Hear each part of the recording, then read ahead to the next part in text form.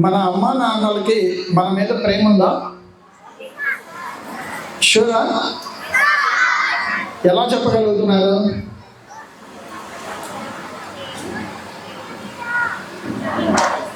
ఎందుకని? ప్రతిరోజు మీకోసమే టైం వెచ్చించి మీకోసం ఫుడ్ తయారు చేసి మీరు తినే వరకు ఉండి మిమ్మల్ని స్కూల్కి రెడీ చేసి మీకు కావాల్సినటువంటి ఫైనాన్షియల్ సపోర్ట్ అన్నీ కొనుక్కోవడానికి డబ్బులు ఇచ్చి మీకు అన్నీ నేర్పించడానికి చూస్తున్నారు కదా. మీకు ఏ బాధ వచ్చినా కానీ కన్ను రెప్పార్చకుండా మిమ్మల్ని జాగ్రత్తగా చూసుకుంటున్నారు. అందుకే మీరంటే ప్రేమ ఉంది. అలా కాకుండా అందరి మీద అదే ప్రేమ చూస్తే మీరు ఒప్పుకుంటారా? మీ మీద మీరు మాత్రమే చూపిస్తే ఒప్పుకుంటారు. ఎందుకని? మన అమ్మ మన నాన్న కాబట్టి నా మీదే చూపించాలి, అంతేనా? అది మరి ఇది ఒక దేశానికి వచ్చినప్పుడు మనమంతా కలిసి ఒక ఇంటి వాళ్ళలాగా ఉండాలా లేదా? As a nation we are always united. కానీ అది ఎలా చెప్తాము? మనమంతా దేశభక్తి బాగా ఉంది అని ఎవరైనా ప్రూవ్ చేసుకోగలరా? ప్రూవ్ చేసుకుంటే మంచి గిఫ్ట్ ఇస్తాను. దేశాన్ని ప్రేమించమన్నారు. దేశాన్ని ప్రేమించడం అంటే మన దేశం మీద మనం ప్రేమ ఎలా చూపించాలి? దేశం ఎంతో కొంత అభివృద్ధి చెందుతూనే ఉంది. అభివృద్ధి చెందలేదు అనడానికి లేదు. ఈ 77 ఇయర్స్లో చూసినట్లయితే మన దేశం 77 ఇయర్స్ క్రితం ఎంత దారుణాతి దారుణంగా ఉండేదో ఈరోజు మనం ఎన్నో ఫెసిలిటీస్ తోటి ఎన్నో అధునాతనమైనటువంటి డెవలప్మెంట్స్ చూసాం. మనం అత్యంత స్వేచ్ఛాయుతంగా మనం అనుభవిస్తున్నామంటే ఇదంతా మనకి ఇండిపెండెన్స్ పుణ్యమే. అయితే మనకు ఒక్కళ్ళకే కాదు ఈ స్వతంత్రం వచ్చింది. ప్రపంచంలో చాలా దేశాలకి ఇదే రోజు ఇదే సంవత్సరం కాకపోయినా ఇంచుమించుగా ఒక 10 సంవత్సరాల తేడాతోటి ప్రపంచంలో ఉన్న అన్ని దేశాలకి స్వతంత్రం వచ్చింది. ఇందులో కొన్ని దేశాలు బాగా వెనకబడిపోయి యుద్ధాలు చేసుకుంటూ యుద్ధకాంక్షతోటి నలిగిపోతూ ఉంటుంటే కొన్ని దేశాలు మాత్రమే అభివృద్ధి పథం వైపు నడుస్తూ చాలా డెవలప్మెంట్ని చూస్తూ ఉన్నాయి. మనతో పాటు స్వతంత్రం వచ్చినటువంటి పాకిస్తాన్, మన పక్కనే ఉన్నటువంటి పాకిస్తాన్, బంగ్లాదేశ్ పరిస్థితి ఎలా ఉందో ప్రతిరోజు మనం టీవీ ఆన్ చేస్తే రకరకాల మానవ హోమాల గురించి వింటూనే ఉంటుంటాం. వాటితో పోల్చుకుంటే మనం చాలా డెవలప్ అయ్యి ఉన్నామనిపిస్తూ ఉంటుంది. మనం చాలా సెక్యూర్గా ఉన్నామనిపిస్తూ ఉంటుంది. చాలా అదృష్టవంతులు అనిపిస్తూ ఉంటుంది. కానీ అవి పాపం చాలా చిన్న చిన్న దేశాలు. వాటి పరిస్థితి ఎప్పుడు అలానే ఉండదు. భారతదేశం లాంటి సువిశాలమైనటువంటి దేశంలో పోల్చుకోవాల్సింది మనకన్నా వెనకబడిన వాళ్ళతో కాదు, మనతో సరితూగేటువంటి వాళ్ళతోటి పోల్చుకోవాలి. మనం ఏదైనా ఒక పోలిక లేదా మనం ఒక అభివృద్ధి చెందాలని మనం ఆశించినప్పుడు మనం మనకన్నా బాగున్నాండి, మనతో సమవృద్ధితోటి మనం పోల్చుకోవాలి. మన తర్వాత ఒక సంవత్సర కాలం తర్వాత స్వతంత్రం వచ్చినటువంటి చైనా ఈరోజు ప్రపంచంలో 2వ అతిపెద్ద ఆర్థిక శక్తిగా ఉంది. మనలాగే సువిశాలమైనటువంటి దేశం, మనతో పాటు సరిసమానంగా జనాభాలో ఉన్నటువంటి దేశం. భారతదేశం స్వతంత్రం వచ్చిన దగ్గర నుంచి అన్ని రంగాల్లో 10% అభివృద్ధి చెందుకుంటూ వస్తే జనాభాలో మాత్రం 100% అభివృద్ధి చెంది 100 crores ఇంక్రీజ్ అయింది.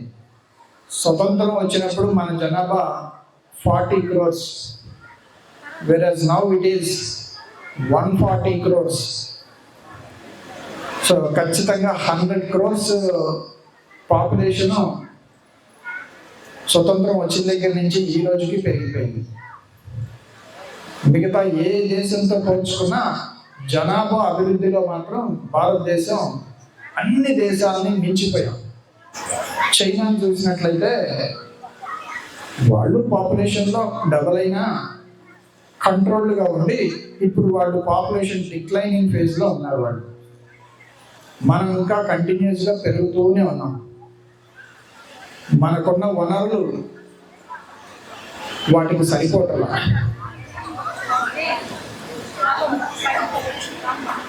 సపోజ్ మనం ఇప్పుడు కంపేర్ చేసుకోవాల్సి వస్తే మనలాంటి దేశం చైనాతోటి మాత్రమే మనం కంపేర్ చేసుకోవాలి.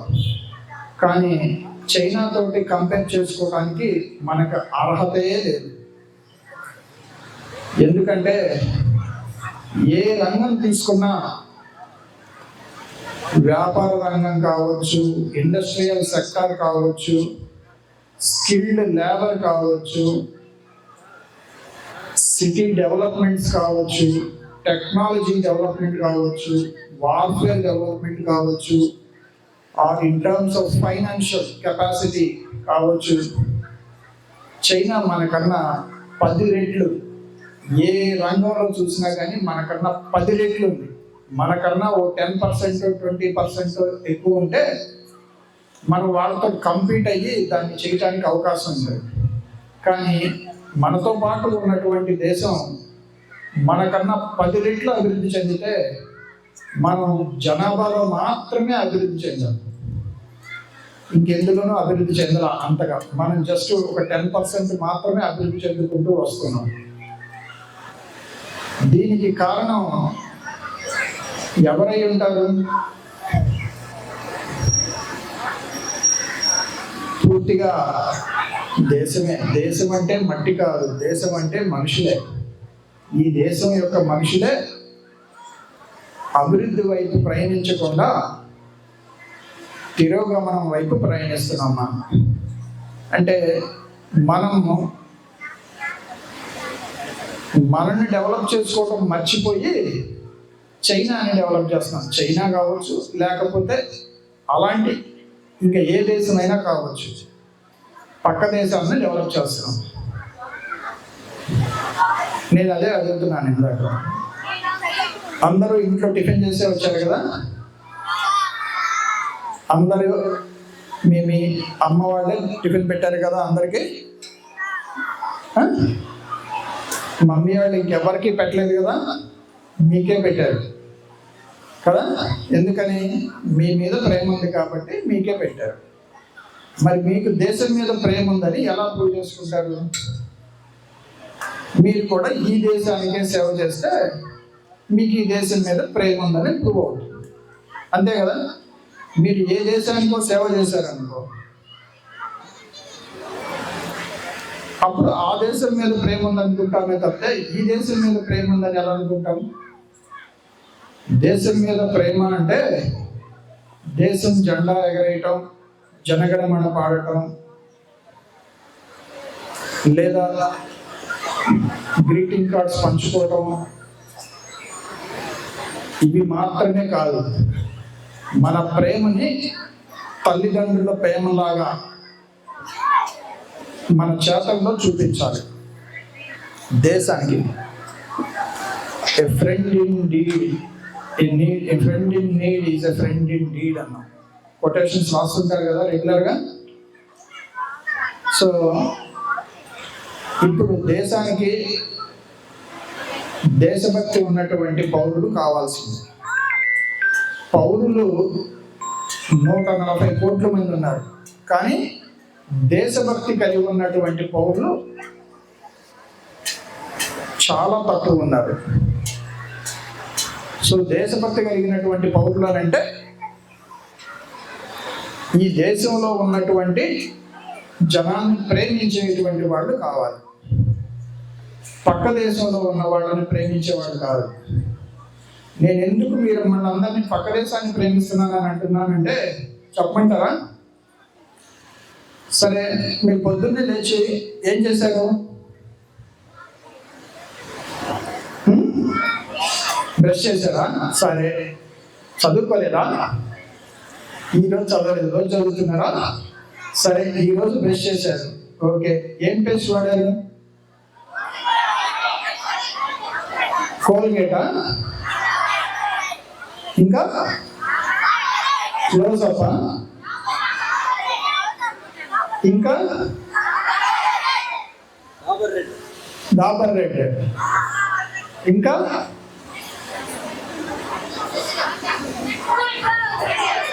సెన్సోడైన్? ఇంకా మీరంతా ఇంగ్లీష్ టూత్ పేస్ట్ వాడేసి ఇండిపెండెన్స్ డే సెలబ్రేషన్ చేసుకోవడానికి వచ్చారు. America toothpaste, China toothpaste అంటే మీ అందరికీ అమెరికా, చైనా అంటే ఇష్టం, కనుక ఇండియా తయారు చేసే టూత్ పేస్ట్ ఎవరికి ఇష్టం లేదా?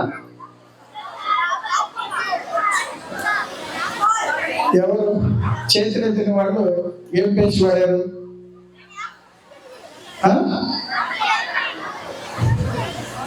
ఏం వాడారు? కోల్గేటా? కోల్గేట్ మనది కాదుగా. Colgate is an American company.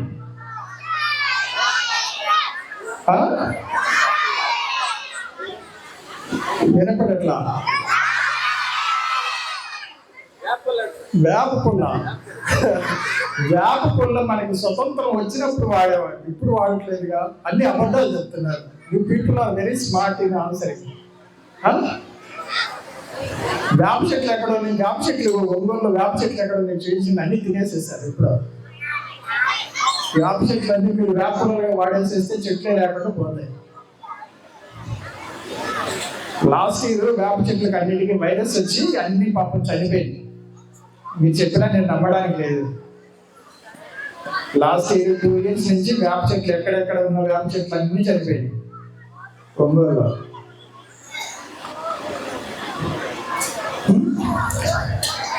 So మనకు అసలుకి ఇండియాలో టూత్ పేస్ట్ ఏం తయారవుతుంది అనేది మనకు తెలియదు.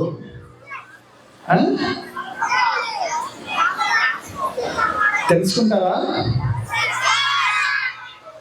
కోల్గేట్, క్లోజప్, ఓరల్ బి ఇవన్నీ కూడా ఫారిన్ కంట్రీస్. పొద్దున్నే లేచిన దగ్గర నుంచి పడుకునే వరకు కూడా అన్ని ఫారిన్ వస్తువులే వాడి నీకు దేశభక్తి ఉందనంటే ఎవరు నమ్ముతారు? నువ్వు ఒప్పుకుంటావా? మీ అమ్మ మీ ఇంటికి, మీ అపార్ట్మెంట్లో మిగతా వాళ్ళ పిల్లలందరికీ అన్నం పెట్టొచ్చి నీకు పెట్టకుండా నీ మీద ప్రేమ ఉందరా అంటే నువ్వు ఒప్పుకుంటావా? ఒప్పుకో కదా. మరి నేనెందుకు ఒప్పుకుంటాను?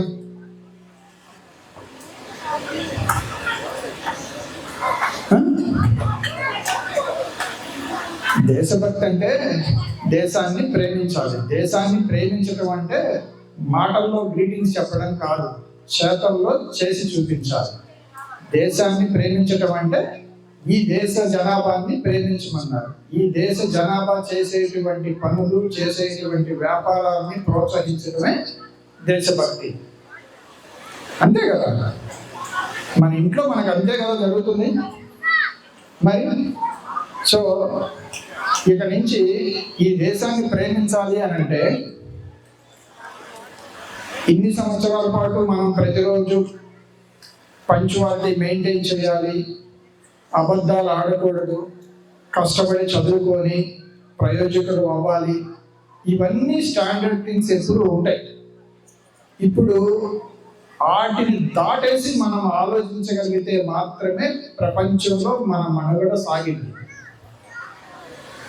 భారతదేశము శాంతిని కాంక్షిస్తూ ఉంటుంది, ఎవరితోటి గొడవలు పెట్టుకోరు.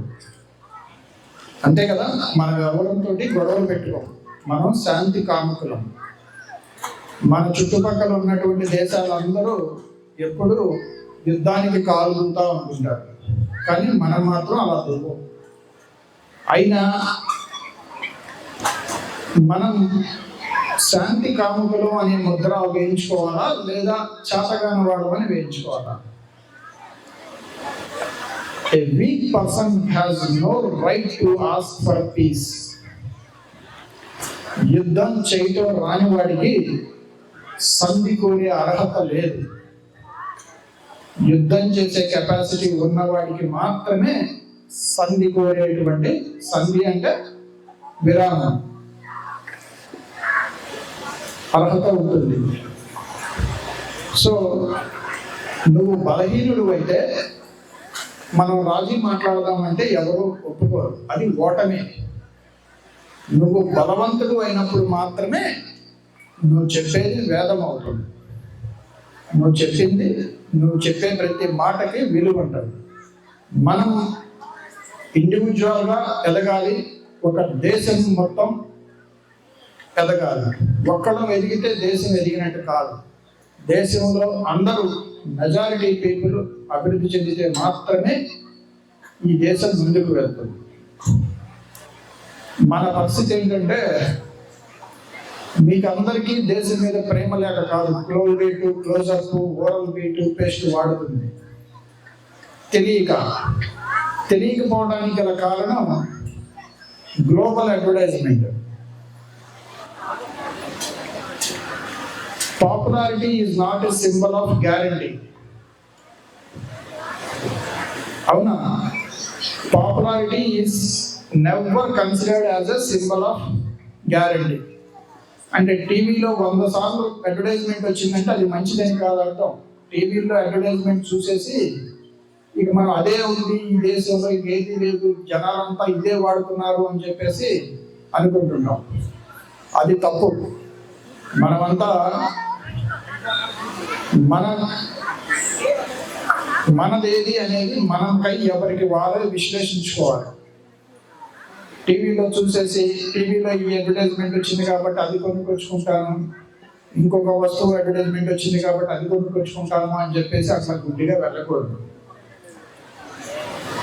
ఈ దేశాన్ని ప్రేమించడం అని అంటే మన తోటి వారు, ఈ దేశంలో ఉండేవారు తయారు చేసినటువంటి వస్తువులు వాడటం, మన సాంప్రదాయాలను పాటించటం, మన అలవాట్లు, మన మనుషుల్ని ప్రోత్సహించడమే దేశభక్తి. That is the real patriotism. So ఇప్పటి నుంచి అందరూ మనం వాడే ప్రతి వస్తువు, తినే ప్రతి వస్తువు, తాగే ప్రతి వస్తువు ఎక్కడిది, ఎక్కడి నుంచి తీసుకొస్తున్నారు, ఏ దేశం, మనం కట్టిన డబ్బులు ఏ దేశానికి వెళ్తున్నాయి అనేది చూడాలి.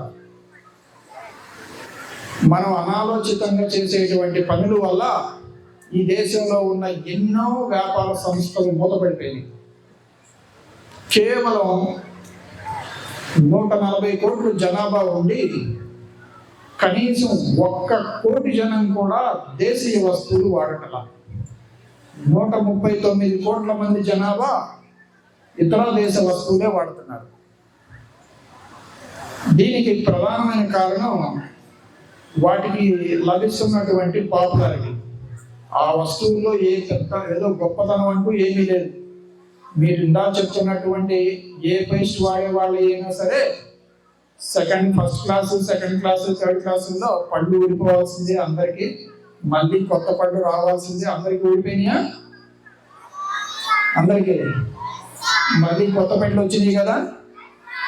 మరి కోల్గేట్ వాడినా, క్లోజప్ వాడినా, ఓరల్ బి వాడినా, ఏ పేస్ట్ వాడినా పాత పళ్ళు ఊడిపోయి కొత్త పళ్ళు అందరికీ వచ్చేస్తాయి.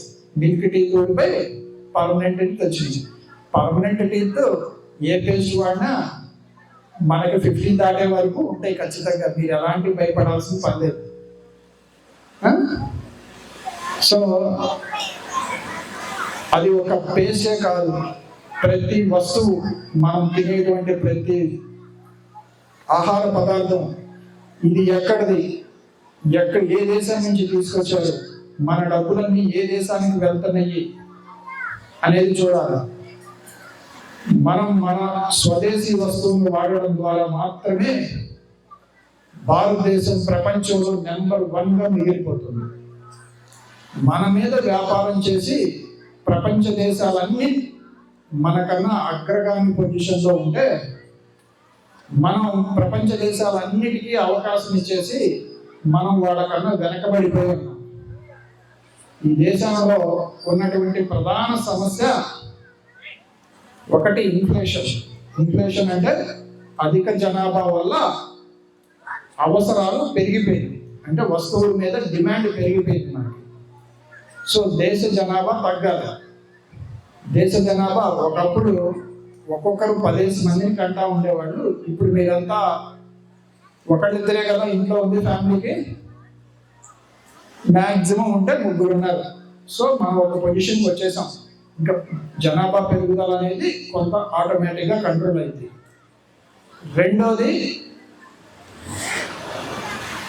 వస్తువులు వ్యాపారం. మన దేశ వ్యాపార సంస్థలు లాభసాటిగా నడవాలని అంటే మనం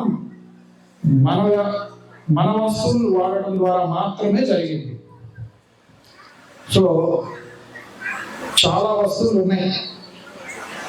ప్రతి వస్తువు మీరు రేపు ఏ బిస్కెట్ తింటున్నా, ఏ కంప్యూటర్ కొనుక్కుంటున్నా, ఏ బట్టలు కొనుక్కుంటున్నా, ఏ ఐస్ క్రీమ్ తింటున్నా, ఇది ఏ country product.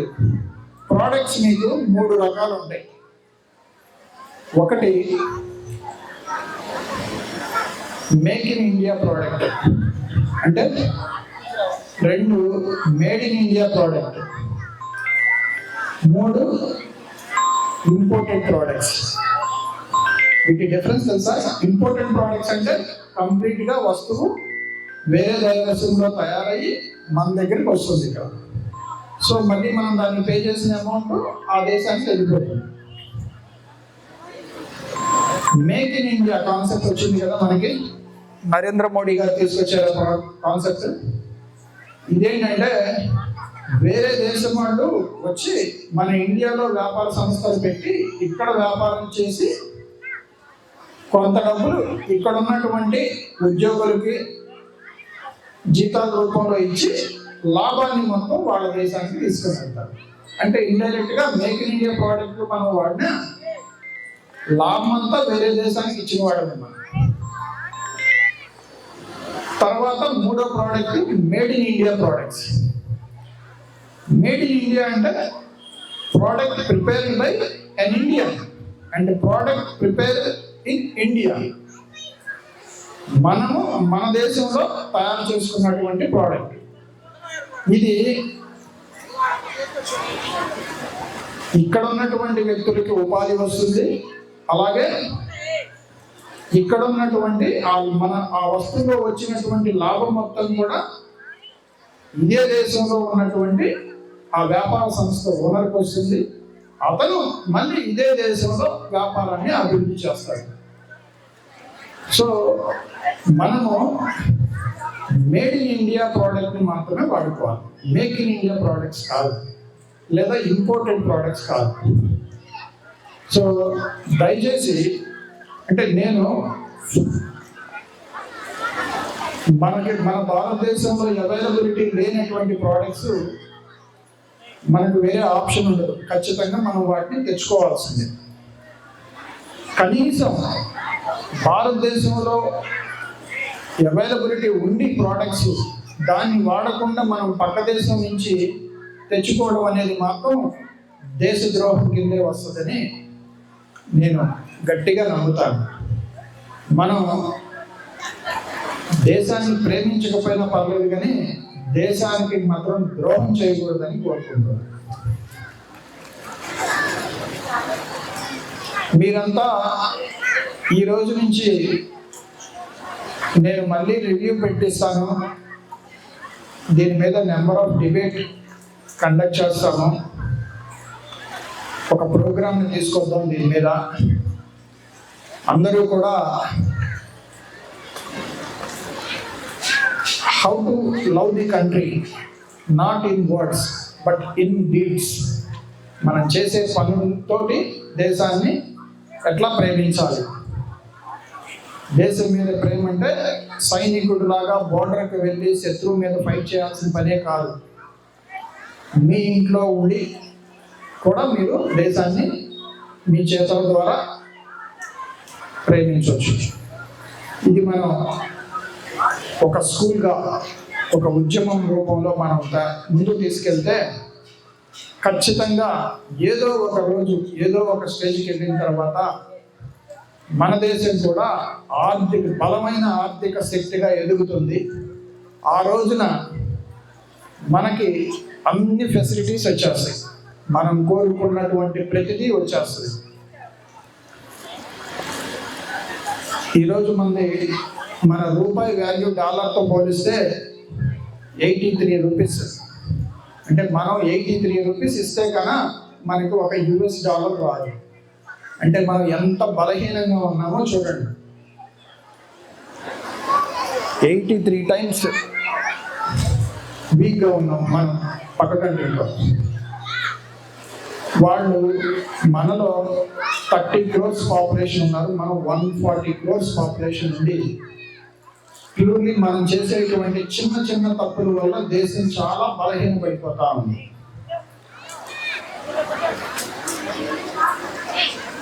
So my dear students, from today onwards we will start the country loving not in words simply but in deeds అనేది ఒక ప్రెజ్ రూపంలో తీసుకొని వచ్చి మనమంతా దేశాన్ని నిజంగా ప్రేమించాలి. ఓకేనా? Okay. So now you people might be eagerly waiting for your cultural activities, and other dignitaries are also waiting to give their valuable speeches. Once again, at the end, I wish you one and all a happy Independence Day.